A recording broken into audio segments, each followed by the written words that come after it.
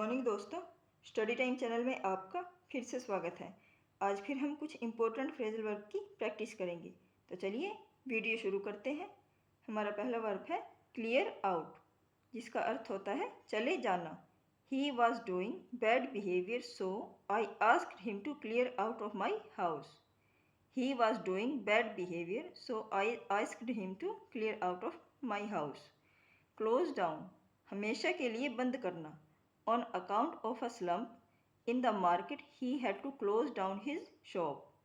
On account of a slump in the market, he had to close down his shop. Close up, कुछ समय के लिए बंद करना। He closed up the shop for the day and went home. He closed up the shop for the day and went home. Come about, come about, घटित होना। You have grown so thin.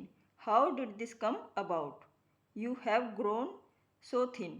How did this come about? Come along, प्रगति करना। How is your book coming along? How is your book coming along? Come by, प्राप्त करना। Initially he was not doing very well, but now he has come by a fantastic contract. Initially he was not doing very well, but now he has come by a fantastic contract. Come into, विरासत में मिलना। He will come into the estate on his father's death. He will come into the estate on his father's death. Come out, जाहिर होना या पता चलना। It comes out that she was aware of the startling facts all the time. It comes out that she was aware of the startling facts all the time. Come round, धीरे धीरे स्वास्थ्य सुधरना। My friend was ill for some days but is now coming around. My friend was ill for some days but is now coming round. Come to, होश में आना। He came to after a long period of unconsciousness. He came to after a long period of unconsciousness. Come to का दूसरा meaning है bill बनाना।